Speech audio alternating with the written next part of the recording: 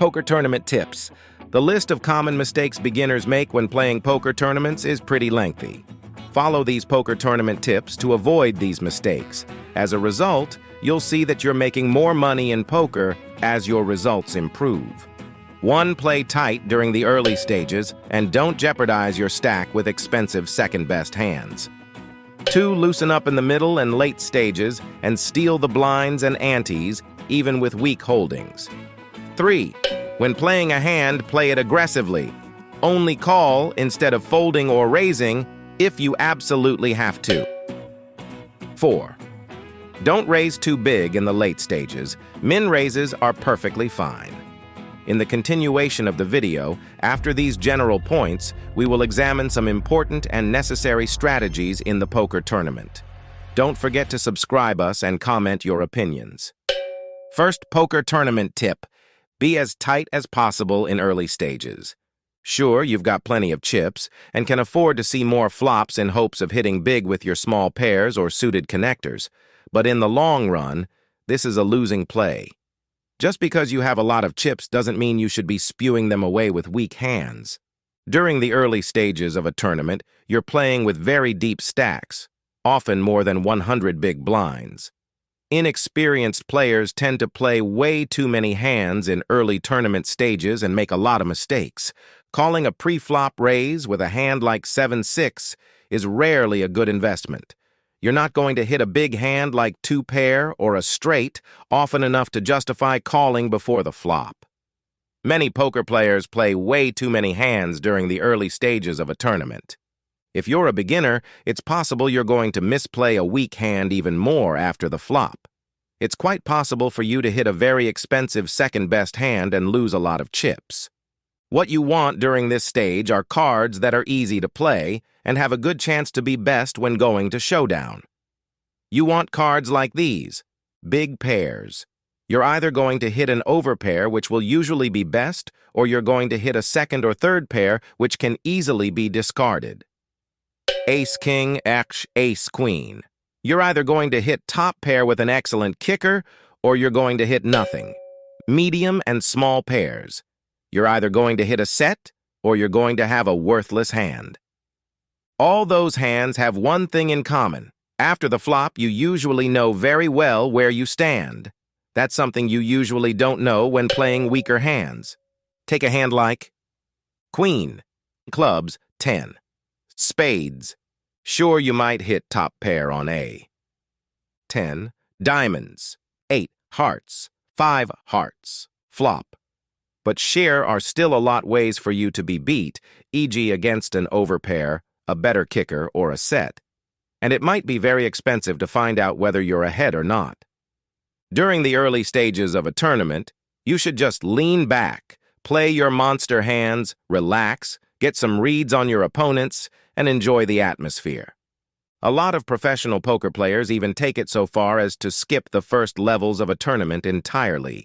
While they might take a pass on some possible profits, they also take a pass on the risk of losing their entire stack during those early levels. A healthy stack during the later stages of a tournament is worth much more than a slightly bigger stack with the risk of elimination. Second poker tournament tip: rev it up once, antes arrive. After the early levels, almost all tournaments start to introduce antes.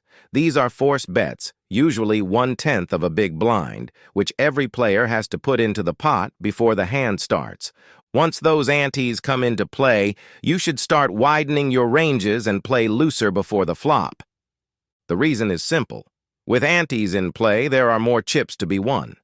By that time, stacks are also usually somewhat shallow, so winning the blinds and antes will often bolster your stack considerably. Let's take a look at a straightforward example. You're in the 4th level of a tournament, still without antes, with 5,000 chips and 100-200 blinds. You're on the button with its folded you, and you contemplate stealing the blinds with your rather weak holding. If you succeed, you'll earn 300 chips. This is equal to 6% of your stack. Definitely nice. But is worth risking being re-raised and forced to fold for this gain? Now let's take a look at the same situation with antes. While the blinds remain the same now, every player has contributed 25 chips to pot. Thus, in total, there are 550 chips to be won. A successful steal now increases your stack by 11%, making it much more worthwhile to try and steal the pot.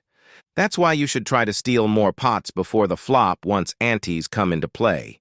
Even winning small pots usually means your stack increases substantially. When considering stealing the blinds and antes, you don't only consider your cards, but also your position at the table and the way the players behind you are playing.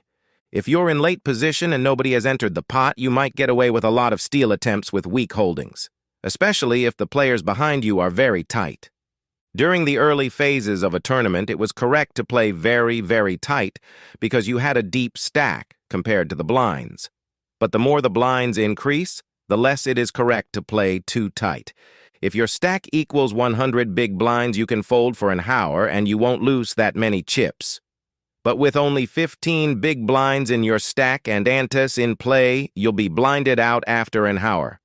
You have to loosen up and be aggressive in the later stages of a tournament, or the blinds will just eat you alive. Third poker tournament tip. Good tournament.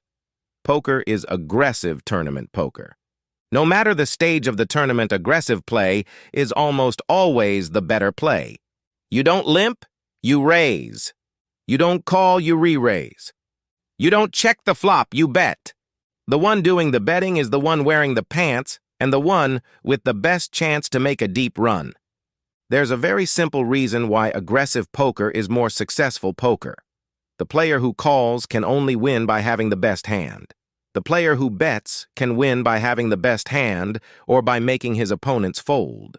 By no means does inviting you to play aggressively mean you should spew your chips like there's no tomorrow. It just means that when you decide to play a hand, you should also play it aggressively. If you're the one doing the betting, you're the one deciding how much to bet, and you're the one shaping the play on the flop, turn, and river. A good exercise for any poker player is to play one tournament without ever calling unless it's an all-in. You only fold or raise. Interestingly, this approach, while certainly not optimal, will oftentimes yield much better results than playing without ever raising, an approach many beginners tend to take. Fourth poker tournament tip: small bets with big chips. Many amateur players get their bet sizes very wrong in the later stages of a tournament, which can be very costly. Many players open up with a pot-sized bet or make it 3 or even 4 big blinds when raising first in. While this is fine and dandy during the early stages of a tournament, it's considered a rather huge mistake in the later stages when the stacks are shallow. Once you're in the middle to late stages of a tournament, you should make your open raises only slightly bigger than the minimum raise. For example, with 2K, 4K blinds, you don't raise to 12K, but to 8K or 8.5K. The reason is plain and simple. With shallow stacks, a small raise accomplishes almost the same as a bigger raise, but is less risky. During the late stages of a tournament, you are usually stealing the blinds or are re-stealing against other stealers, and most of the time your cards are rather weak. You want to minimize the damage to your stack when being caught, and thus you raise small.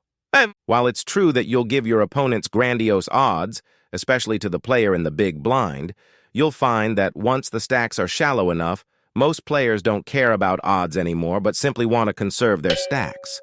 And they're right to do so because usually it's better to keep a somewhat healthy stack than to risk part of it in a dubious endeavor.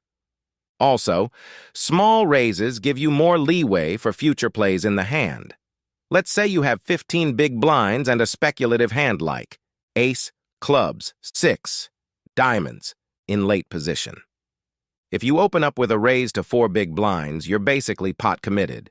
Should someone behind you push all in, you'll either have to call with a weak hand because you're getting the proper odds, or you'll have to fold and forfeit a quarter of your stack. Both alternatives suck, and both can be avoided by just raising to 2 big blinds. Now you're not pot committed and avoid potential headaches. Raising too big before the flop in the later stages of a tournament is probably the #1 mistake beginners make, and it's extremely lucrative to exploit those mistakes. Very often those players put in 40% of their stack before the flop, but fold to an all-in move. That is, regardless of their hand, a tremendous mistake. Don't do it. We have fully explained about the positions in another video that you must watch, because it is one of the important foundations of poker. Don't forget to subscribe and leave comments